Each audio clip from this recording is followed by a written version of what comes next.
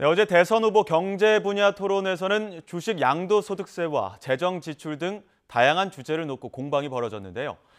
유권자들의 판단을 돕기 위해 후보들이 사실에 근거한 발언을 했는지 하나하나 따져보겠습니다. 기획탐사팀 김지환 기자 나와 있습니다. 어서 오십시오. 네, 어제 첫 법정 TV 토론이었고 첫 번째 주제가 코로나19 경제 위기에 대한 대책들이었습니다. 이 대책들을 후보들 발표를 하면서 여러 가지 경제 상황을 반영한 통계들이 반영이 됐는데 팩트체크 결과는 어땠습니까? 네, 가장 먼저 등장한 게 정의당 심상정 후보가 모두 발언에서 언급한 토마 피케티 교수의 통계입니다. 예? 먼저 심 후보의 발언을 들어보겠습니다. 피케티의 통계에 따르면 대한민국은 선진국 중에 가장 불평등이 심한 나라가 되었습니다. 상위 10% 소득 집중도는 1위였던 미국을 제꼈고 네, 피케티 교수는 부의 불평등 문제를 연구한 세계적인 석학이죠. 예? 피케티 교수가 소속된 연구소가 낸 세계 불평등 보고서를 저희가 한번 살펴봤는데요. 우리나라의 경우에는 상위 10%가 전체 소득의 46.5%를 차지하고 있었습니다. 예. 거의 절반에 육박하죠. 미국을 제친 수치고요. 독일, 프랑스 같은 서유럽 국가들은 물론이고 일본, 중국보다도 부의 편중이 심합니다. 피케티 통계로 보면 우리나라는 선진국 중에 가장 불평등이 심하다고 해도 틀린 말은 아니거든요. 다만 이런 통계가 나오자 정부는 국민 기초생활보장제도 그리고 기초연금 같은 복지제도가 반영되지 않은 결과다 이렇게 반박하기도 했습니다. 예, 일부 반영되지 않은 건 있지만 선진국 중에서 부의 불평등이 가장 심한 나라인 건 맞다. 네, 이 정도로 수치로만 보면 같은데요. 맞다 볼 수 예? 있습니다. 코로나19 경제 위기에 대응한 재정 지출 규모, 그러니까 각 국가에서 코로나19와 관련해서 얼마나 재정 지출을 했느냐 이런 부분에 대한 언급도 있지 않았습니까? 네, 그렇습니다. 더불어민주당 이재명 후보의 발언인데요. 예. 이번에도 발언 먼저 들어보시겠습니다. 그러나 다른 나라는 국가 GDP의 대개 15% 정도를 지원했는데 우리는 5% 정도밖에 지원하지 않아서 사실은 국가가 질 빚을 가계들이 대신 진 거죠. 이 후보 주장의 근거가 되는 통계는 국제통화기금 IMF 홈페이지에서 저희가 찾을 수 있었는데요. 예. IMF가 코로나19에 대응한 주요국 21개국의 GDP 대비 재정 지출 규모를 비교한 겁니다.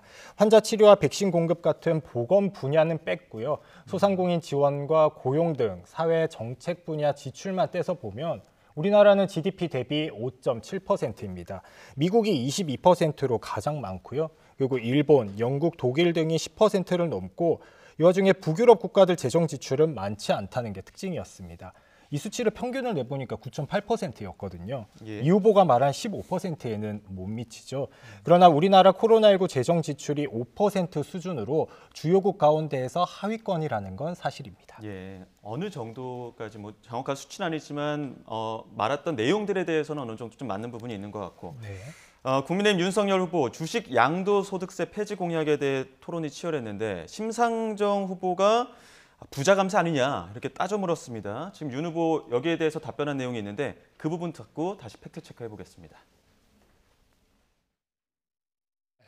이 양도세를 만들어 놓으면은 연말이 되면 전부 이탈 현상이 생겨서 주식시장이 왜곡이 됩니다. 그래서 이거는 많은 개인 투자자, 개미 투자자들에게 아주 치명타를 주는 것이기 때문에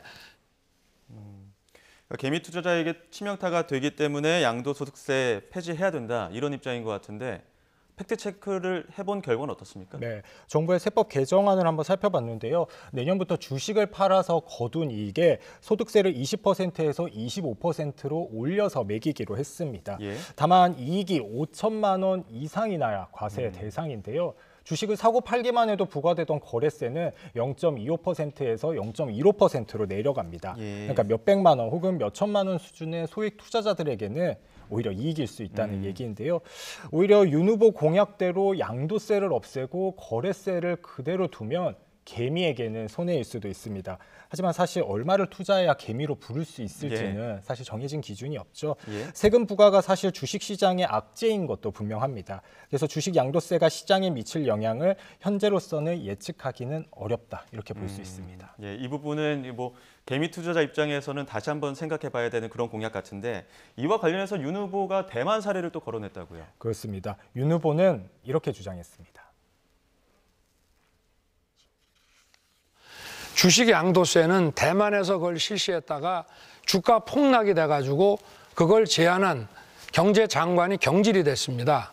이거 1988년 타이완 정부가 주식 양도 차익에 과세를 하겠다고 발표를 하자 네. 한 달 동안에 주가가 30%나 빠졌습니다.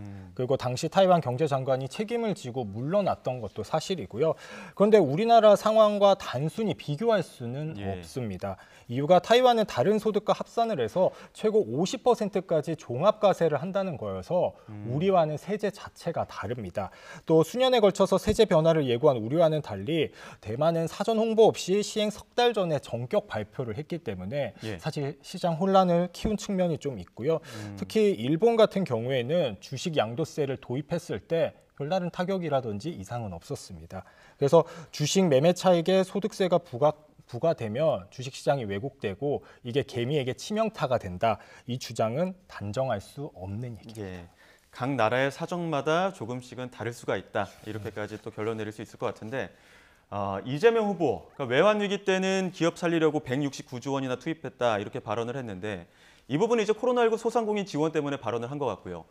여기에 대해서 윤석열 후보 외환 위기 때 공적 자금은 상당 부분 회수가 됐다 이렇게 발언을 했는데 이 부분은 어떻습니까? 네, 1997년 겨울에 외환 위기가 닥치자 이제 정부가 금융기관 부실을 정리하기 위해서 공적 자금을 투입을 했습니다. 예? 그 돈이 168조 7천억 원입니다. 이 공적 자금은 자산 매각 등을 통해서 회수를 해야 하는데 현재까지 118조 5천억 원을 회수를 해서 회수율은 70.3%입니다. 이 70.3%를 윤 후보 말대로 상당 부분 회수했다 이렇게 표현할지는 판단의 영역인 것 같습니다. 예. 자, 이쯤에서 안철수 후보 발언도 한번 체크를 해봐야 될 것 같습니다. 정부가 인구 통계나 지리 정보 같은 공공 데이터 공개하지 않아서 4차 산업혁명이 좀 뒤처진다 이런 발언을 했는데 이 발언 일단 듣고 다시 이야기 나눠가겠습니다. 안보와 관련이 없는 모든 데이터들을 공개를 하면서 전 세계를 지금 굉장히 앞서가고 있습니다. 거의 대부분의 선진국들이 다 마찬가지인데 우리나라가 굉장히 많이 뒤떨어지고 있습니다. 네, 그러니까 우리나라가 공공 데이터 공개에 좀 소극적이라는 주장인데 팩트 체크 해본 결과는 어떻습니까? 네, 우선 결과 말씀드리면 우리나라의 공공 데이터 공개 정도는 안 후보의 주장과 달리 세계 최고 수준입니다. 예. 경제협력개발기구 OECD는 데이터 접근성과 정부 지원 등을 평가해서 OECD의 공공 데이터 개방 지수라는 지표를 만드는데요. 우리나라의 공공 데이터 개방 지수는 2019년 기준으로 1점 만점에 0.93으로 세계 1위입니다. OECD 평균이 0.6이니까요. 이게 크게 웃돈다 이렇게 볼 수 있는데요. 미국은 2019년 자료가 없는 상태고요. 2017년 기준으로는 0.63입니다. 다만 질적으로 보면 민간이 연구나 상업적 목적으로 사용할 수 있는 양질의 데이터는 예. 좀 적은 건 맞다. 이런 지적이 나오고 있습니다. 네, 유권자 여러분들도 지금 김 기자와 함께한 팩트 체크 잘 한번 꼼꼼히 따져보시고 소중한 한 표 행사하시면 될 것 같습니다. 지금까지 기획탐사팀 김지환 기자와 함께했습니다. 고맙습니다.